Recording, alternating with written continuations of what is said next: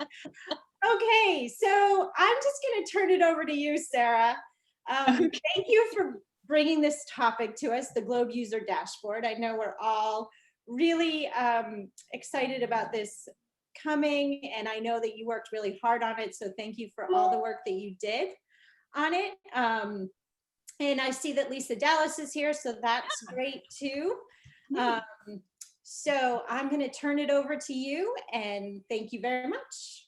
Thank you. I'm so glad to do this in this wonderful informal water cooler environment, because I'll talk a little bit about research ideas, but I really wanted to give the backstory to everybody, because I know that Cornell and SSI team, they presented some more technical details on the dashboard, and we'll go through and look at it real quick. But I wanted to show you the evolution of it. It's come about in kind of a weird way from my interacting with teachers. So I got a little screenshot here, and I'll get into more detail there. But I wanted to put this photo in because this is a cool photo of when we had our training in June 2019, and one of the teachers, I circled myself so that you knew that wasn't me because we look a little similar. But one of the teachers, this is Janine Smith, who really inspired the design for it. So next, please. Okay. So this is a slide that whenever I give talks to schools and to the kids, I got this by inspiration from watching the NASA people give their talks when they do school visits. They always include a slide about who they are, right? Most of you know me, but it's kind of good to just do a little background. So before working for Mission Earth, I was actually a hydrogeologist for about 10 years. I did a lot of contaminated soil and groundwater cleanup on military bases, active and closed. And then when the economic crash hit, I was like, well, it's probably time to go back to school. Because at that time I had my a master's in geology, and I decided to try to go back for a PhD, ended up getting a second master's in geography, and started out in geography and then switched over to the education department and have been there ever since. And I also have a certificate from the University of Toledo in GIS. I own a little house on Lake Erie, and you probably can't see it, but right out there is Lake Erie. I have a break wall that prevents my house from getting flooded, which is good because the winds today are really crazy. I was going to talk upstairs, but the windows were rattling, so I moved down here. I am the primary web designer for our Mission Earth website, and I do all kinds of social media stuff. I put together digital tutorials and videos and things like that, and I love doing it. So much fun. I have a boyfriend. We went out to, did a big out west trip this summer. We went to a bunch of national parks, and even though there's COVID going on, our strategy was to go to motels and with separate entrances and stay in those, and then just, keep away from people, which was actually quite easy in the national parks. And between the two of us, we have 3 adopted stray cats. This is Boy, Whiskey, and Fritzy. And you'll see later, Boy actually comes up as inspiration in the design of the dashboard. Okay, so Janine is one of many teachers that I've interacted with in the course of my Mission Earth work. And I would say that along the way, I've gotten lots of little tips and tricks from teachers, things that they wanted to see different on our website and the GLOBE website in general. But it was really Janine, who is a high school teacher in Mansfield, Ohio at St. Peter's. And her interaction and discussions with her is really what led to the concept kind of like dinging in my head, and I'll show it. So you can see this is the room where we were, and her and I would sit quite a bit and talk at the computer here. I grabbed a screenshot from her Facebook. I'm sure she won't mind. She describes herself as mom, teacher, scientist, artist, maker, naturalist, and Girl Scout. So she's a very diverse, incredibly driven, wonderful teacher. So Janine, after her and I were talking about the GLOBE website, because during the training we were going through it, and she was, like a lot of teachers, getting frustrated. And then she showed me her HHMI biointeractive dashboard that they have. And when I saw that, because she loves this as a big educational resource website to get materials for her curriculum. And when I saw that, it was literally like light bulb, like ding, you know, this is what GLOBE needs. Everything all in one. And you can see here how it's laid out. It's kind of, you know, simple. It's not too bad. Ours is going to be a little bit more complex. GLOBE has a lot going on, right? And I also started thinking, you know, and you guys have probably seen this too, a lot of your utility providers are moving towards user dashboards, right? So here's a screenshot. And yes, I'm good at paying my bills ahead of time, as you can see. This is my internet provider, and you can scroll down and see more information. You can see how much data you have remaining. So these were all kinds of inspirations. I also I searched for, at first I was calling it my teacher portal, the design in my head as I was coming up with this. And so I searched different, I searched for the key terms, teacher portal. And a lot of school districts across the country have something like that where you can log in and see your user account with the district, which is kind of related. I also found that I'm not this adventurous, but if any of you want to start a small business and buy the domain teacherportal.com, there might be some money to be made there. So just a free tip. Okay, so when I first started thinking about it, I was like, how can I tell this to Cornell and at SSAI, and then Harmon Smith is the graphics designer at SSAI. So all I did was literally just start a new PowerPoint. I started taking screenshots of the existing GLOBE website and just doing some mock-ups. And I put in some boxes here of what I thought things could maybe look like. And we, for a long time, went back and forth. They would send me, Harmon would do the design mock-up based on the ideas. We'd have Zoom meetings, the three of us. And I would keep making, you know, changes. And then if you guys want afterwards, if you want to actually see all of the little steps involved, I do have a shareable Dropbox link here that you can follow to see it. I started thinking about what were the different components, different sections that should maybe go into a GLOBE website or a GLOBE user dashboard for the website. Because as is right now, you know, you've got your My Page, you've got your account. And I started thinking, well, those could definitely be incorporated in the list of options and things that you have in here. And you can see from this, I'll go back real quick. You can see from this, my initial picture of this was that it was going to be in this kind of layout with boxes. That's not what ended up happening, and I'll show you. So there's a collaborations area here. So GLOBE does have so many different resources that are already buried in different places in the website that we're figuring out that we can pull into this.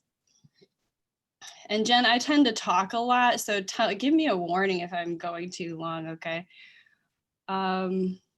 So here's some more of the mock-up. You can see here, one of my notes was, okay, now we're not gonna call it the teacher portal, let's make it customizable for every type of GLOBE user, so administrators, citizen scientists, even students.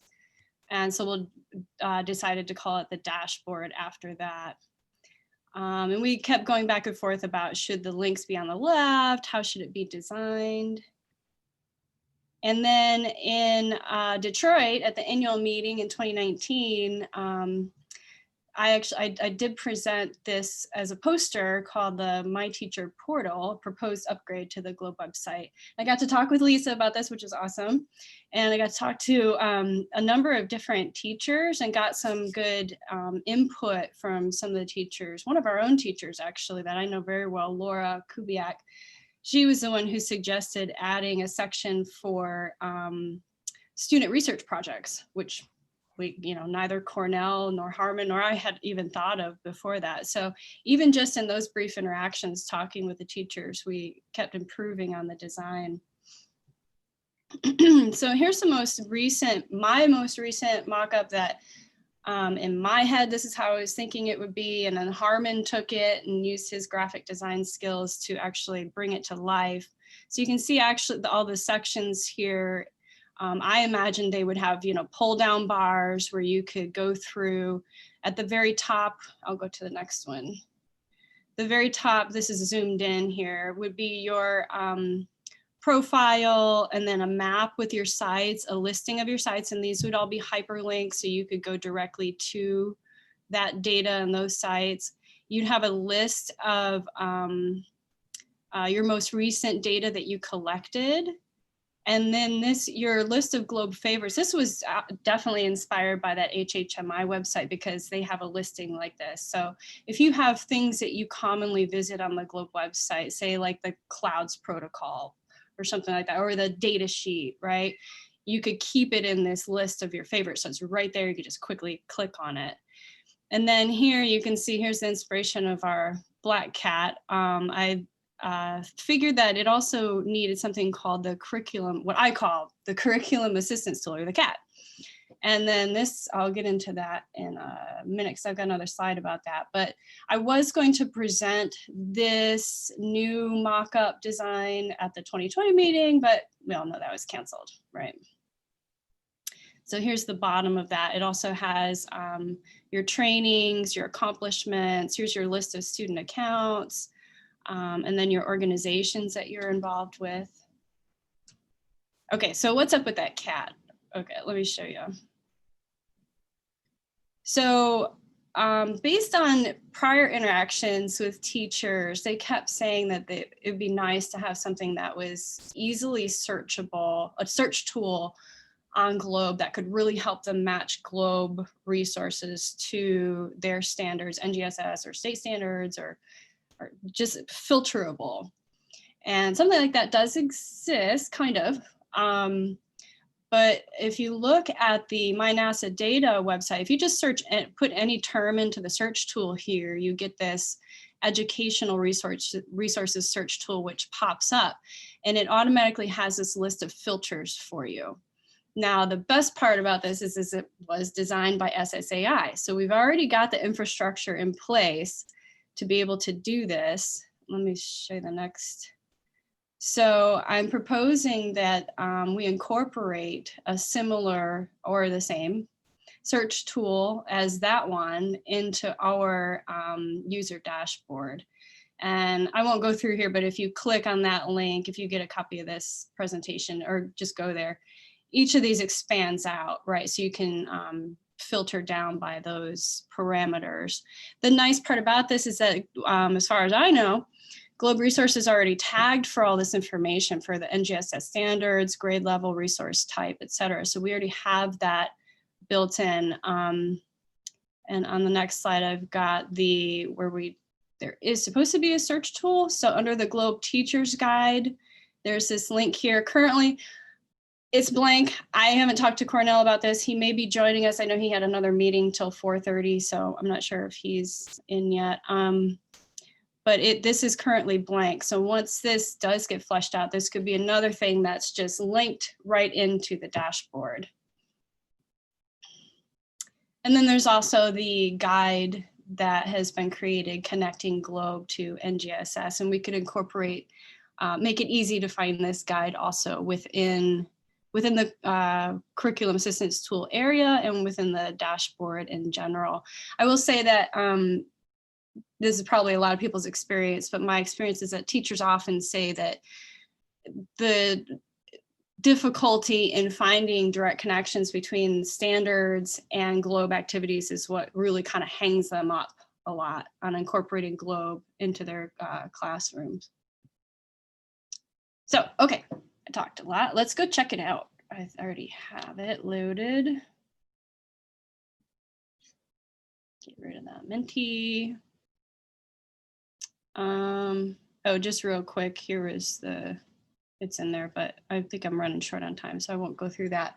So once you click here, so this is actually the meat on the bones now, and this is thanks to Cornell. He's done all this hard work of the design, and this is what are called the wireframes, and he did show this briefly at the meeting. When you first log in, there's a little welcome thing here, welcome to your dashboard. There's some instructions here on how you can customize it, so you can drag and move things around. Maybe you think some sections are more important to you than others. There's a little tour. So this design here is how it will probably end up looking. It's not quite, so we won't have that left navigation like you're seeing here. It'll be this accordion style drop down. So as you click on each section, those expand and then the other one reduces. So you can see here this, we decided to, instead of having your full profile up at the top, it was just a little thing here. And there's a reason for that, and I'll explain that in a second. There's also a note here, you know, when did you collect your most recent observation? How many observations? How many student projects have you entered? Cumulative overall. A little note about if you're willing to collaborate and on what kinds of topics you're willing to collaborate on. And then a little certification or recognition summary here.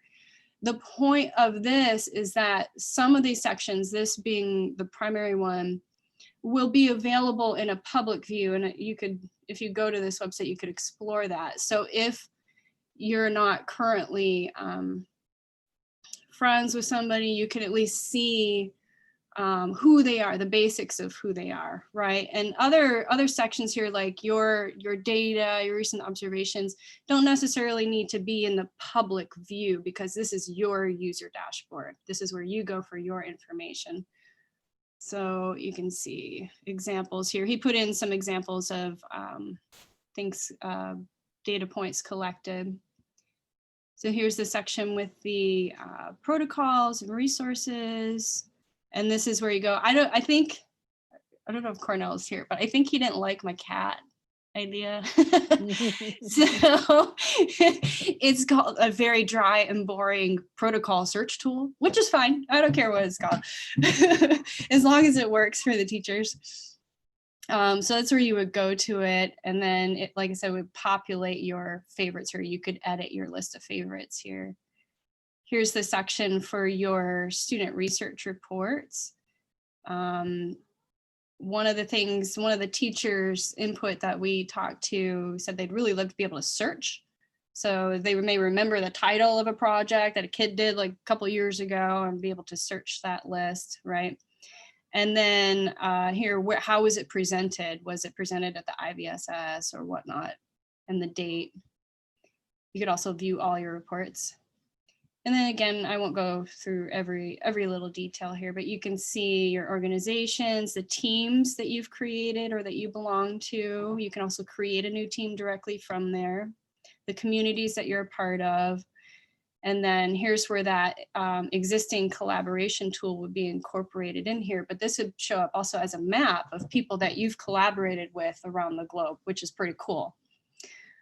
And then, you know, you could see their school, their name, and then what protocols you collaborated with them on, your certifications. Some of this is just kind of generic because we're still, you know, developing it. But you can see the your profile here. You could go here and edit your photo, and then your blog. So let me go back to my PowerPoint so you can see how usable that is. Okay, so my other goal with giving this talk is that I'm very happy with how this has turned out, and I'm contemplating utilizing this for PhD research.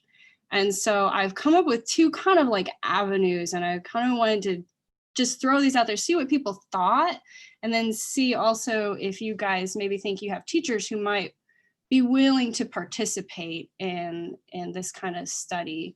So the one is more of a designed focused approach. And this is where I would survey teachers to see what they think on the actual functionality and the layout and everything of the design of the dashboard, and see what we could do to improve it. So they would, I would really need like experienced GLOBE teachers to do this. So people who are familiar with the existing website as it is, and then they would compare, rate the usability, functionality of both different styles. And in website design, that's called A/B testing. So we test one against the other. And this would result in improved changes for all teachers, hopefully in the future. The other would be more of a results-focused approach. So recruit teachers that have at least 1 year of experience and get their input on how many students actually they're getting involved. So we'd have to know how many students they had involved in GLOBE in the past, some demographics probably on that. And then after this user dashboard is in place, especially incorporating the search tool, whatever protocol search tool, whatever Cornell calls it now, how has that impacted their getting students involved? So the main overriding question would be, does this new improved design result in more students getting involved in GLOBE, which is the big overall goal, right? So I will say, just very briefly, and I'm almost done here, my lit review results have been very strange because there's really not a lot out there on this topic. And at first it was really frustrating me because I thought, oh my gosh, maybe it's just stupid, maybe I shouldn't be doing this. But then it occurred to me, well, maybe that's actually a good thing because it's a new topic, right? So getting teacher input on the design of large educational resource websites is something that honestly I've found very little. Most of the references have to do with like incorporating digital technology into the classrooms, virtual classrooms. So I need to keep looking now, instead of maybe educational based resources and references, into more like web design and computer technology references. So the fortunate or unfortunate, however you look at it, thing about this is actually quite relevant, I think, to today with the situation that we're in now with so much at home and virtual learning. So I'll sign off. I will leave you guys with these questions. I'm curious to see if have any teachers that you think would be willing to participate in one of those two designs, whichever one, or maybe it's a combination of both, I'm not sure. I would obviously need them to complete surveys, provide feedback, and probably do some interviews to get some one-on-one interaction with their use or opinions. So if you have any other thoughts, and just want to say thanks, especially to Janine, because being such an inspiration, Cornell and Harmon for putting up with me going back and forth, nitpicking all the mock-up designs and everything, and especially our Mission Earth UT group. So. And I will stop share. How do I stop share? Great, thank you, Sarah. There's 2 questions here. Okay. One of them, Tracy, is there still going to be a favorites on the individual dashboards? Yes. I think you went over that later after I wrote that Yeah. the favorite space that you can just add to it, which is great. I think that's a brilliant idea. Yeah, and one of the things we've been talking about recently too is the design layout for the student dashboard. So maybe the teacher could populate the students' list of favorites initially with some important documents. So that's all in the future, but we're still in the design baby phases here. Yeah, so just to expand on that, when you say, is there going to be a favorite section? I mean, whatever section you think should be there, let us know, because there's nothing set in stone right now. So we can add or subtract, Mm-hmm. And just, I'd like to reiterate my thanks to Sarah, because she put so much into this, and I think this is such a great design. It is a frequent complaint that people can't find things on the website. So hopefully this will go a long way to solving that problem. And it was like getting a designer for free. So. Well, thank you. Again, there's another question. Okay, go ahead. Oh, go ahead. Oh, I was just gonna say. No, you go. I was just, honestly, it's really born of my interactions with these teachers, and the design has come about kind of organically and with some, multiple light bulbs going off. And I think really the best part about it, and this is selfish, it's going to make our jobs easier. As we train new teachers and we have this site for them to go to, we won't have to show them so many different locations on the GLOBE website to navigate to, because it'll all be right there. And I think it'll turn our PDs into a hopefully slightly more fun affair, less painful when it comes to the website. So Sarah, there's two other comments there, but I just wanted to open it up before I get to those comments to ask about the research aspect, because that's why also you wanted to visit with this community. So does anybody have any comments on the research part? And one of them was from Svetlana. Okay. About you might get some thoughts from how textbook publishers incorporate teacher voice. Seems there's different approaches from broad to advisories. But I don't know if you wanted to add more to that, Svetlana, or if somebody else had another thought to add about the research aspect. The only thing I wanted to say was, if you want to do an evaluation of if the new design facilitates more engagement, that might take a while, because I can't tell you when this design is even going to get implemented. Yeah. And I fully understand that. And that's okay. Yeah.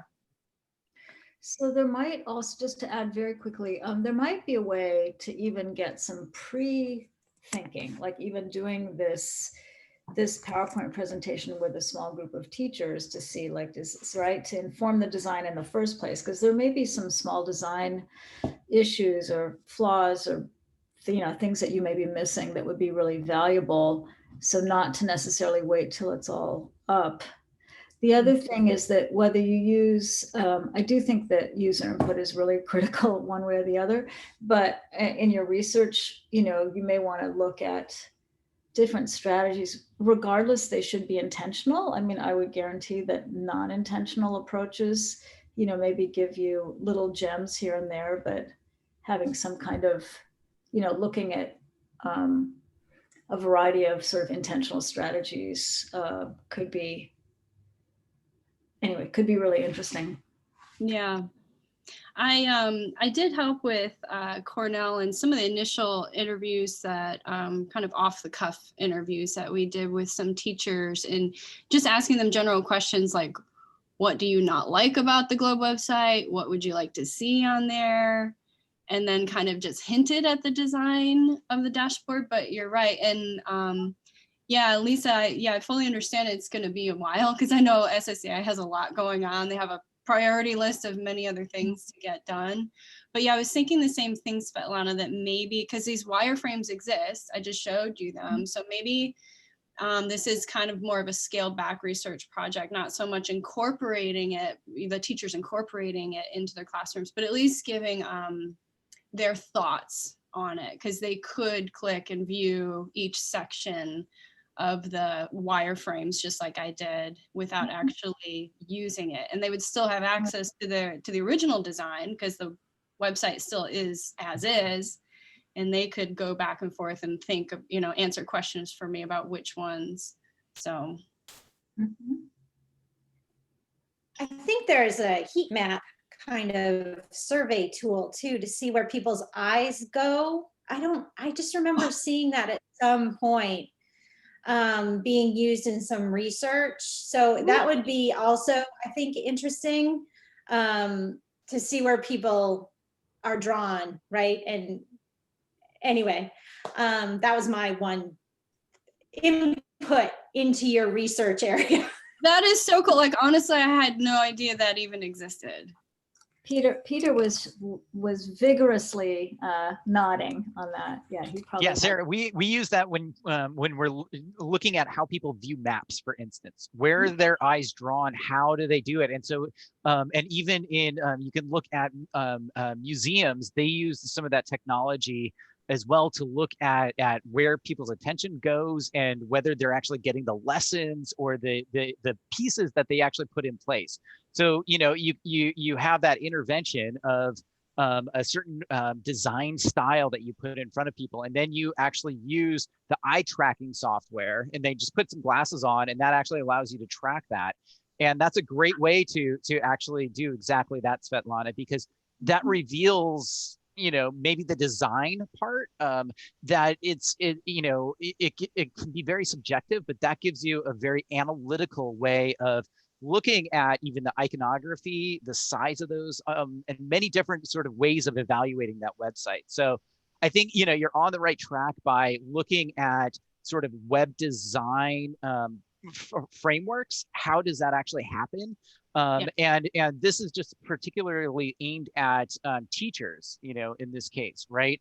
So that's kind of your audience, but overall, the way you approach it is just like developing any good website at this point. So use that as your framework, but then you do have to continue on doing exactly what you're doing. And I think, you know, part of I think one of the challenges we have is, as I was just thinking about this in my own experience with teachers, is again, yeah, they're overwhelmed with too many resources. So that favorites piece is really useful, but it also needs to fit in with all the other ecosystems that are out there. And I'm thinking about CLEAN as one example of where teachers go, you know, the Climate Literacy and Energy Awareness Network.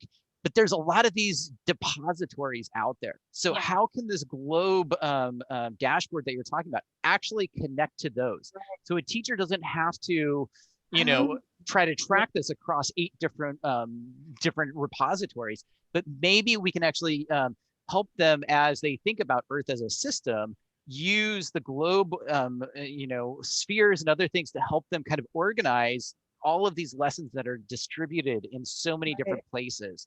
And even NASA YouTube videos, right? That, you know, there's some of these things that I think it's overwhelming. And I think part of our job, I think, with that dashboard is to help to give a framework to organize what's really relevant and allow teachers to pull from many different resources, even outside of, you know, that GLOBE framework. I mean, I would love to see a NOAA, you know, get hooked in really well. So I think, yeah, you know, so I think, you know, don't think that the GLOBE, that we just have to stick within the GLOBE ecosystem. Yeah. The other thing I would mention, and I kind of mentioned this in there, is, and Tracy's really sort of demonstrating this, thinking about how teachers actually look at community data. So all of this is very focused on an individual piece of things, whether it be a teacher or whether it be a student. But then there's this GLOBE Observer community piece, right? So when you're looking at, it's not just look at my data, it's look at like my community data, right? Or, you know, a way to sort of like pull in some other people on that dashboard, so it's not just so siloed. So, you know, kind of consider that, and quite honestly, bring in your GIS background with that, because we're really missing a lot of the map interface and activity to filter some of these things that I think could really help move the organization of GLOBE a little bit further. So those are some of my recommendations for you. Very GIS oriented. So I wonder if there's already an online GIS map that somebody out there has put together of educational resources, you know, links, community, citizen science kind of groups, that kind of thing that could be useful to embed.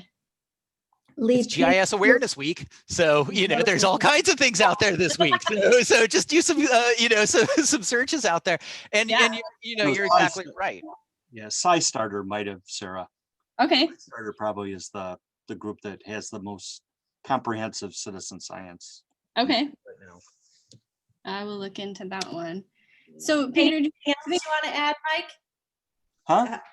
I'm putting Mike on the spot. Anything else you want to add? You know, you're like the education PhD and all that. Thanks. Yeah. Thanks. No, you know, I mean, I think one of the strategies you could use, right, is one of the concerns that people have around web design is persistence on a web page, right? So they get concerned when somebody clicks on, then clicks off. Yeah. But here, right, if your goal is to design a system where a teacher can readily find materials, right? Ease of use, right? Efficiency, or however you do that. Mhm. That you might be able to design a protocol that you ask teachers. So you give them a prompt, right? You ask them to, you track just like the eye tracking, but now you're tracking clicks, right? So it'll tell you where on the website they went, right? To try to locate that. And that Yep. would at least, that would give you some clues around design characteristics, right?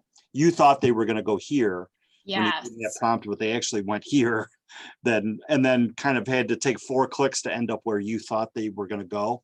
Yeah. Right, right. Yeah, this is kind of like that search engine optimization session I went to at the SciAct conference. Yeah.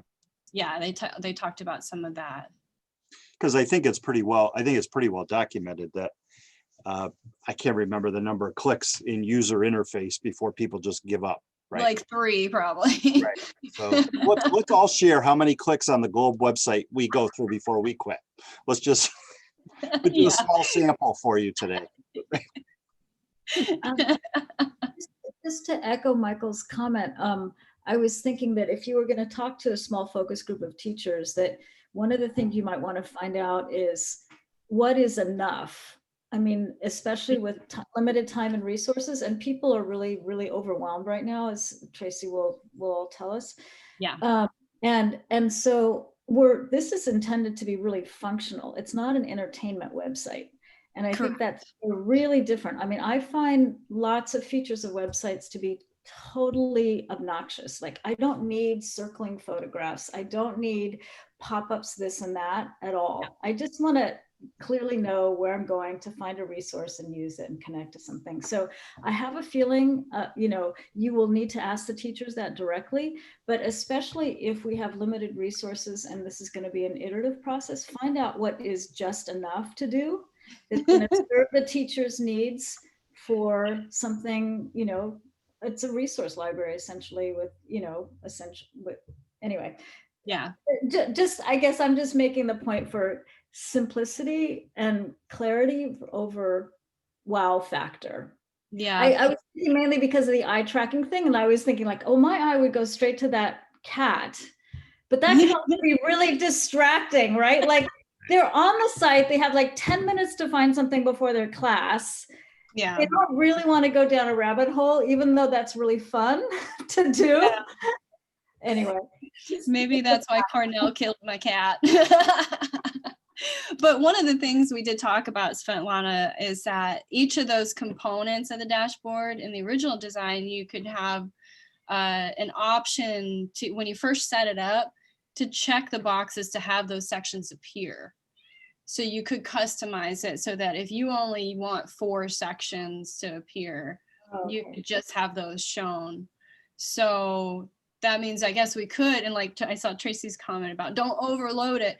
So we could give the option for the smorgasbord, but maybe you only get the peas and the carrots and the turkey. Ah, you like the Thanksgiving.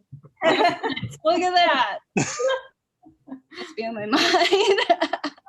You can make it the thematic dashboards. You want the the Thanksgiving dashboard, the Christmas, the Hanukkah, the whatever it is, right? Yeah. And we were thinking we'd have a default set too. So depending on the type of user you are, if you're an administrator, partner, you have a certain set of default sections that pop up in your dashboard. You can change them, but when you first set it up, we're like, here's your recommended sections. So the same thing for teachers and students.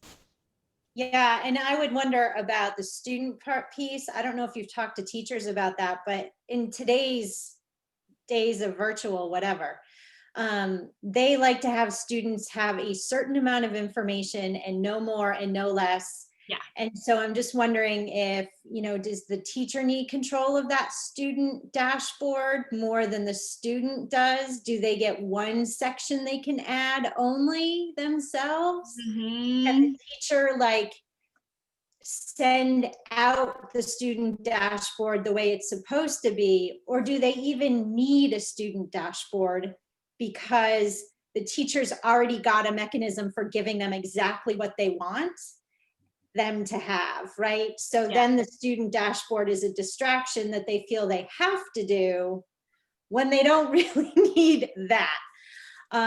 So it's a really interesting thing for me. Like maybe we give teachers options to turn on the dashboard and customize it, or Yes. turn it off so students don't have that as a Yeah. distraction. Yeah, definitely. And this will be developed in concert too with the changes that are coming to the student count creation process that Cornell's working on, because they're looking at, maybe you choose an avatar, you get to make up a fake name so that there's no personal information. But yeah, I like your idea, Jen, about like you give the teacher control over whether or not the students can even have it in the first place and what sections. So maybe they Well, I can think- block out sections.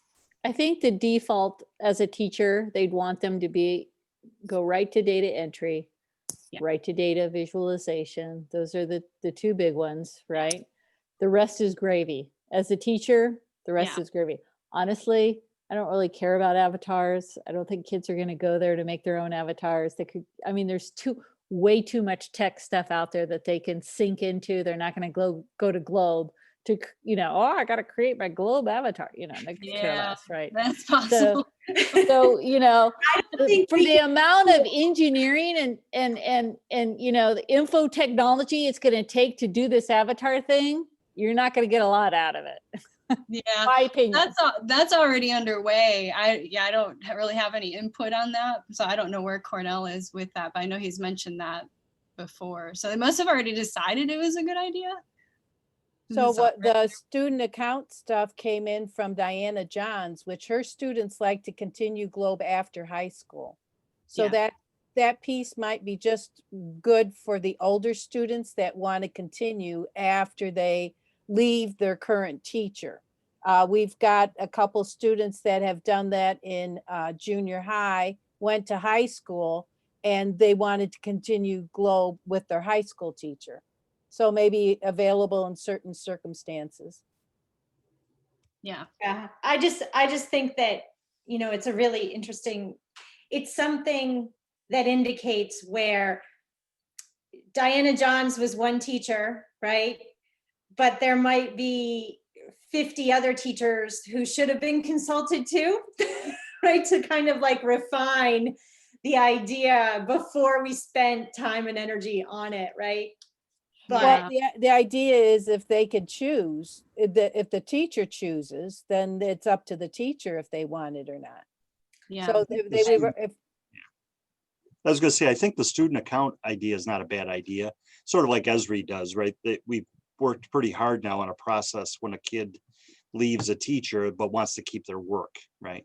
I Yeah. just wouldn't have invested, to agree with Tracy, I wouldn't have invested time in the avatar creation. Mhm. Because that would be the middle school kid that you'd find jammed into a locker somewhere would be the. But along those lines, is it possible, this is where I don't understand all the functionalities, and maybe this is not the right place, maybe you do it through Canvas or some other way, but let's say it was just data visualization, uploading simple things that were core to the Globe work. But let's say they had like an environmental justice unit or something that the teacher wanted them to read something. Is there a way of like posting something that goes to all of the kids' accounts? Or where they would link to some kind of, or where the teacher at least would send a link and all the students would be able to go find. Yeah, I mean, Article. Philana, they're going to do that in their Google Classroom or That's what I was Canvas just or, thinking, their yeah. own individual platform. And Yeah. it's highly unlikely that a teacher would create a student account for every single student in their classroom, especially a high school teacher who may have 150, 160 students. They're not going to create, Right. they may create one per period, which is what I did when I was a teacher, but certainly not a whole bunch like that. So I know that Cornell has gotten feedback from teachers requesting an increase in the number of student accounts that they can make. So it's probably not the norm, but there do exist out there that teachers really like to make a lot of accounts, and some of them may do it for each. the problem is that they had a limit of 10, right? And And so it's 50, and I think it'll be 200 after. so the thing is that they can create like by year, they can say, 2020-1 or whatever it is. So they know that this data was collected under these these student accounts this year kind of thing. Yeah. But I don't think they're doing it for all their students. Mhm. I mean, all the power to them if they've got that time. So let me see if I have consensus here. So as far as like my own research approach, it sounds like the most useful thing at this point would be to continue refining the design. And then maybe the implementation part of it is like a postdoc or something, you know, later on down the line. Yeah, that's the way I would go, just also because of timing. You know, you Yeah. probably don't want to be doing your research on this for 3 years. Yeah. Kind of a reasonable rule of thumb is you need to fall in love with this topic, but you don't have to marry it. So that's I feel like I've done that. That's exactly how I feel. I feel in some ways, along with the teachers, we kind of gave birth to the topic. And now it's growing and becoming this, you know, thing, you know, exists, it's alive and growing. So it's nice to see it kind of growing up.